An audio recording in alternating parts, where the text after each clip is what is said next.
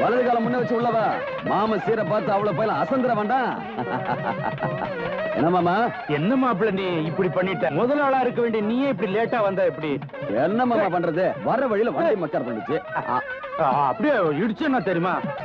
என்ன மாமா மஞ்சள் நீராட்டு விழாவை இப்படி அசைத்து விட்டீங்க? கல்யாணத்தை இதுக்கு மேல பிரமாதமா அசைத்து பண்ணணும். என்னால இப்போதைக்கு இதான் சொல்ல முடியும்.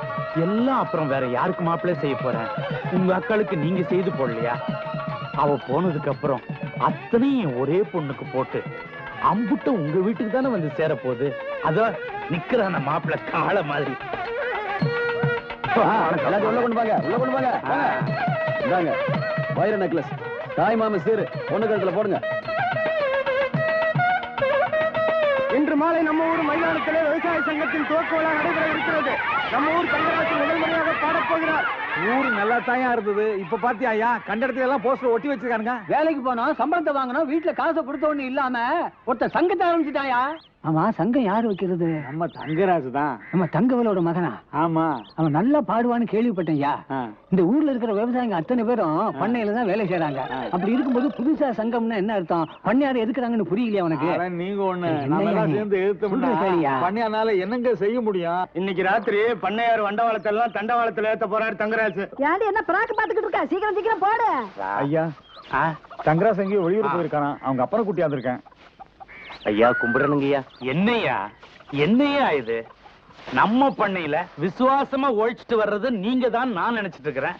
நீங்க என்னடானா என்னைய எதிர்த்து கொடி பிடிக்க ஆரம்பிச்சீங்க போல இருக்க. என்ன ஆச்சு? ஐயா என் கனவுல கூட ஐயா உங்களுக்கு எதிராக நினைச்சு பார்த்தது இல்லைங்க. ஊர்ல சில வெடல பசங்க ஒன்னா சேர்த்து இப்படி கரைச்சல் பண்றானுங்க. சத்தியமா சொல்றேங்க, இதுல எங்களுக்கு எந்த சம்பந்தமும் கிடையாதுங்க. ஏன்பா மட அடைக்கிற? அவன் தான் தலைவன் ஊருக்கே தெரியுது, உனக்கு மட்டும் தெரியாமல இருக்கும். தங்கவேலு, அவன் தான் விவரம் தெரியாதவன் ஏதோ தப்பு தண்டா பண்றான். விவரம் தெரிஞ்சு நீ ஆரம்பத்திலே கண்டிச்சு வச்சிருந்தா இந்த அளவு குழந்திருப்பானா? அவன் வெளியூருக்கெல்லாம் கச்சேரிக்கு போய்கிட்டு இருக்கிறவன் நம்ம ஊர்ல முதல் முறையா பாடுறான்னு தான் கேள்விப்பட்டேன். அவன் தான் சங்கம் வைக்கிறான்னு எனக்கு தெரியாதுங்க. எல்லாம் கூடுவார் தோஷங்க. அவனை கண்டிக்கிறது ஏன் பொறுப்புங்க. தங்கவேலு, உன் மகன் போற பாதை அவ்வளவு சரியான பாதை இல்ல. நாம தான் அடக்கி வைக்கணும். அவனை அடக்கி வச்சிட்டோம்னா மத்தவங்க தானும் அடங்கி போயிடுறாங்க. ஐயா பய ஊர்ல இல்லைங்க, அவன் வந்ததை நான் கண்டிச்சிடுறேங்க. ஓஹோ, அப்ப தலைமறைவா இருக்கிறான்னு சொல்லு. ஊர்ல இருந்தா நாம தடுத்துருவோன்னு ஒளிஞ்சிட்டு இருக்கிறான். தங்கவேலு, ஓ மகனாச்சேன்னு நான் இவ்வளவு தூரம் பொறுமையா போறேன். அப்புறம் என் பொறுமையை சோதிச்சிடாத. ஆம்பிட்டுட்டேன்.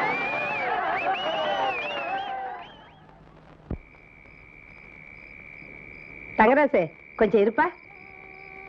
அப்பா, என் புள்ள எப்படி பாடுச்சு, எவ்வளவு திருஷ்டி போட்டிருக்கோ, ஊரே பாராட்டுச்சுல்ல.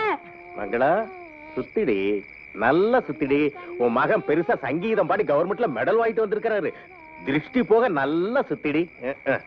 ஏன்பா அங்கேயே நிக்கிற? வலது காலம் எடுத்து வச்சு உள்ள வா. வா ஏங்க சும்மா என் புள்ளைய கரிச்சு கொட்டிக்கிட்டே இருக்கீங்க? என் புள்ள நல்லா பாடாமையா ஊரெல்லாம் உன்னை பாட கூப்பிடுறாங்க.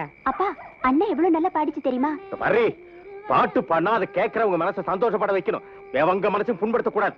இவன் வயல்ல பாட்டு பாடினா அதை கேட்கறவங்க கலப்பெல்லாம் போயிடுன்னு வந்து சொல்லும் போது எனக்கு எவ்வளவு சந்தோஷமா இருந்தது. இன்னைக்கு அவன் என்ன பாட்டு பாடினா?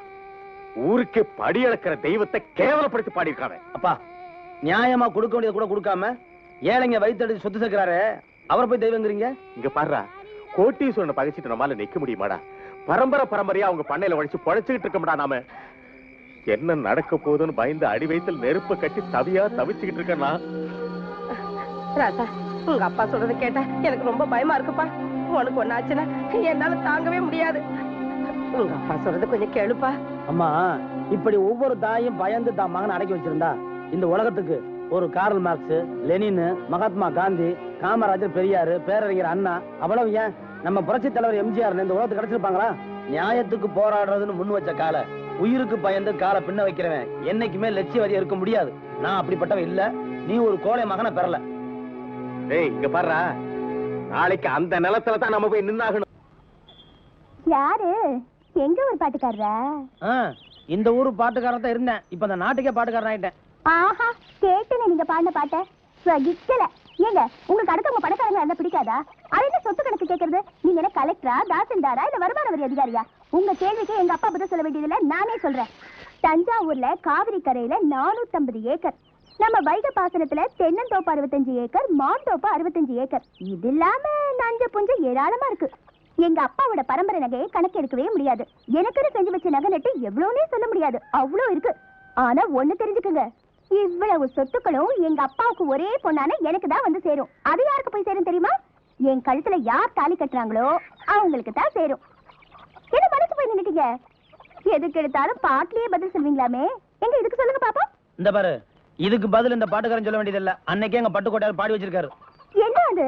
குட்டியாடு தப்பி வந்தா குள்ளநரிக்கு சொந்தம், குள்ளநரி மாட்டிக்கிட்டா குறவனுக்கு சொந்தம், தட்டு கட்ட மனிதர் கண்ணில் பட்டதெல்லாம் சொந்தம், சட்டப்படி பார்க்க போனா.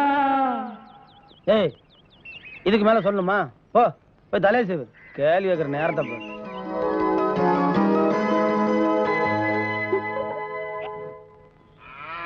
டேய் நில்லுங்கடா. நின்னுட்டுங்க.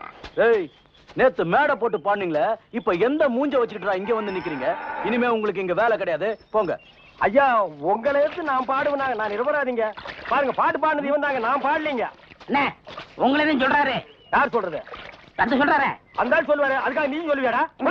நீங்க தான் இருக்காங்க. நீதான்டா காரணம். இங்க வரல. நீதான்டா. இவன்தான் பாருங்க, பண்ணையாரு.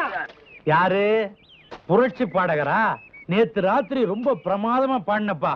எப்படியோ ஒண்ணும் தெரியாத ஜனங்க முன்னால எதையோ சொல்லி பெரிய தலைவராயிட்ட.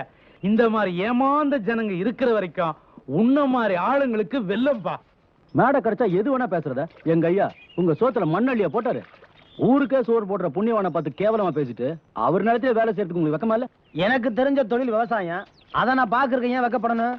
இந்த பாரு, உழைக்கிற விவசாயிங்களுக்கு கூலிய குறைச்சு கொடுத்து அந்த காசை வச்சு வீடு வாசல் சொத்து சேர்க்கிறாங்களே, அவங்க தான்டா வெக்கப்படணும். இப்ப அவன் என்ன சொல்லிட்டான் எகிர்ற? தங்கராசே, நீ சொல்றதும் நியாயம்தான். உழறவனுக்கே நில சொந்தம் சொல்ற. நாங்க கொடுத்தாலும் இந்த கலப்பை, விதை, நெல்லு, உரம் இதுக்கெல்லாம் எங்க போவீங்க? அதை விடு, உங்க நிலத்துல உழறவன் அவனுக்கு சொந்தம்னு சொல்லுவானே, அப்ப என்ன பண்ணுவீங்க? எல்லாத்துக்கும் ஒரு நியாயம் இருக்குதுப்பா. உழறவனுக்கு நிலம் சொந்தம்னா அப்ப கொத்தனாருக்கு வீடு சொந்தமா? அப்படி பார்த்தா மரம் ஏறுறவன் மரம் என்னதுன்னுவான், காரு ஓட்டுருவன் காரு என்னதுன்னுவான். இந்த காலத்துல கட்டின பொண்டாட்டி மட்டும் தான் அவனுக்கு சொந்தம். அதுவே சில இடத்துல நிலைக்கிறது இல்ல. ஏன்பா எங்களை பார்த்து பொறாமப்படுறீங்க? இதெல்லாம் பரம்பரை பரம்பரையா அனுபவிக்கணும்னு ஆண்டவன் எழுதி வச்சிருக்கிறான்.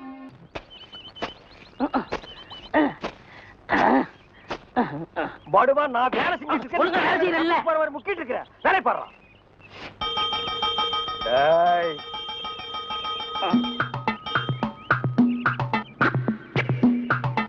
டேய் நில்லு. டேய் படுவா, நில்லுடா. டேய் சொன்னா கேளு. டேய் ஓடாத, அலோச்சி நிர்மலா.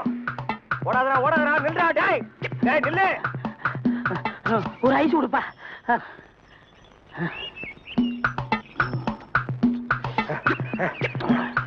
எனக்கு ஒரு ஐஸ் கொடுப்பா.